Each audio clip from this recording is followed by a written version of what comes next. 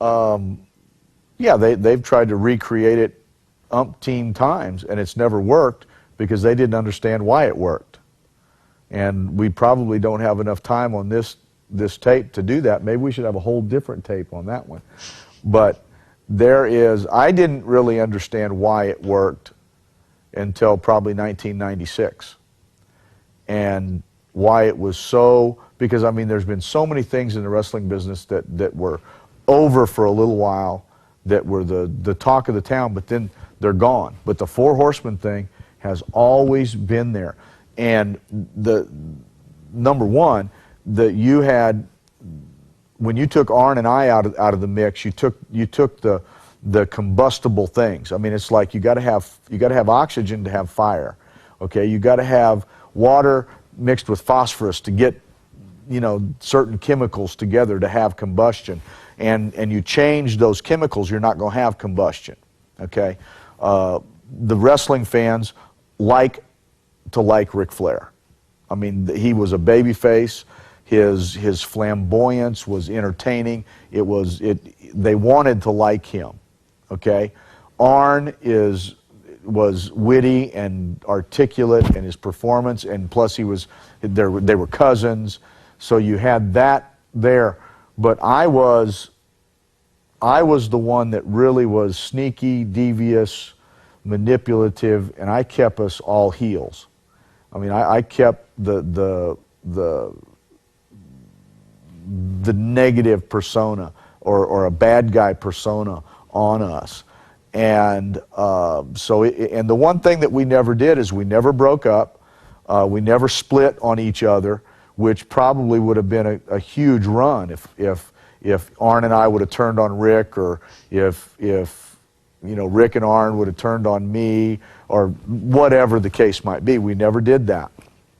And so that's probably a good thing, because it falls into your believability part. But aside from that, and the actual performance part and the chemistry that the three of us had together, and the fourth one really didn't make, you know, Barry was great, but I mean, we were successful with Luger and we were successful with Ole, even with that. But then you took Arn and I out, the lesser, what people thought were the lesser of two performers, and then they stuck everybody else in the world in there, but it didn't work. You know, and it even didn't work in 1989 when Arn came back and I didn't come back. It still didn't work. You know, it worked a little bit better, but it still didn't work because they didn't understand it. You know, then it became Ric Flair and the Four Horsemen. Well, it never was Ric Flair and the Four Horsemen. It was just the Four Horsemen. He gave us credibility because he was the world's heavyweight champion. I gave it credibility because I was the world television champion.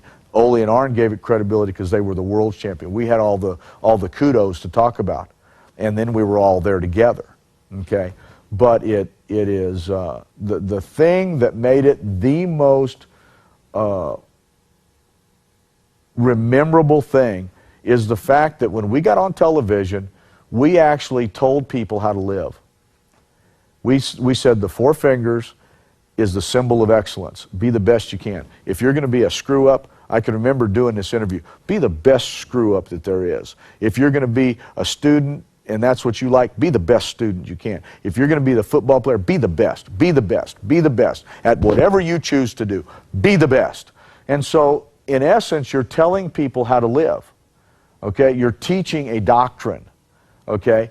And it was unbelievable. One time I was driving down the road on the way to the airport, and we pulled up behind a school bus. It was on the corner of Billy Graham and turned into, what's Billy Graham turned into?